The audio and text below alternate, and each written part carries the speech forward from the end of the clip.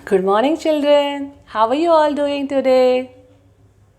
A very happy Teachers' Day to all the great teachers out there. Today, I'm going to tell you a true story told by Mr. Abdul Kalam ji. Mr. Abdul Kalam ji, who was an aerospace scientist and who also served as the 11th President of India.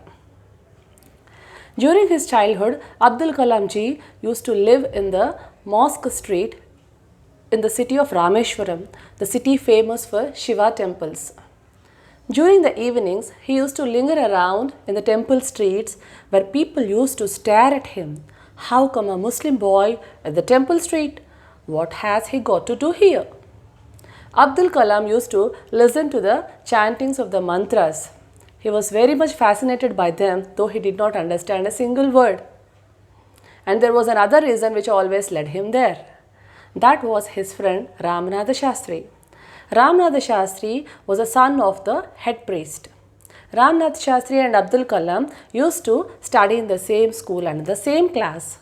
They were very close friends and always used to stay together. One day it so happened that a new teacher came to the school. The new teacher walked around in the classroom and saw Abdul Kalam and Ramanatha Shastri sitting together.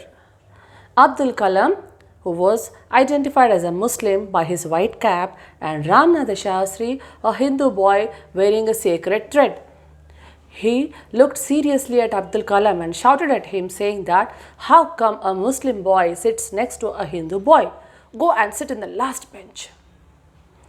Abdul Kalam was very upset. He got hurt. He took all his books and went and sat behind. After the school, Abdul Kalam and Ramanatha Shastri wept a lot. They were frightened that they cannot be together anymore. After going home, Abdul Kalam's father saw his face and asked him, "What's wrong, my son? What happened? Why are you so dull?" Then Abdul Kalam recounted the whole story to his father. Suddenly, he saw Ramanatha Shastri running towards his house. Ramanatha Shastri came to Abdul Kalam and said, "My father wants to see you immediately. Come along with me." Abdul Kalam was frightened. Why is your father wanting to see me? But he went along with Ramanatha Shastri and was still more frightened to see the teacher standing out there. He did not understand what went wrong. When he went there, he heard Ramanatha Shastri's father asking the teacher to apologize to Abdul Kalam. Abdul Kalam was confused. Why the teacher has to apologize to me? Then again, he heard Ramanatha Shastri's father speaking to the teacher saying these words, "Every child is equal in the eyes of God. You cannot discriminate or distinguish a child by his cultural or religious preferences. As a teacher, it is your duty to bring in harmony in the lives of the students despite different backgrounds. If you cannot fulfill the duty, you cannot be a true teacher. So now go and apologize to Abdul Kalam." When Abdul Kalam heard these words, he stood in silence. The teacher regretted a lot for his mistake. He felt sorry. He came to Abdul Kalam and hugged him and said, "I'm very sorry, my son. Please forgive me for my mistake." Abdul Kalam glanced at the teacher in silence.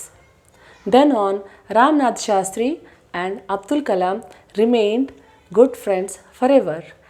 And seeing the sincere regret in the eyes of the teacher, Ramanatha Shastri's father asked him to continue his profession.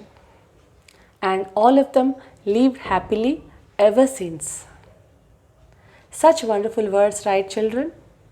Such wonderful words by Ramanatha Shastri's father and a wonderful story by Abdul Kalam. My salutations to all the teachers who bring in true change in the lives of every student. Happy Teachers' Day.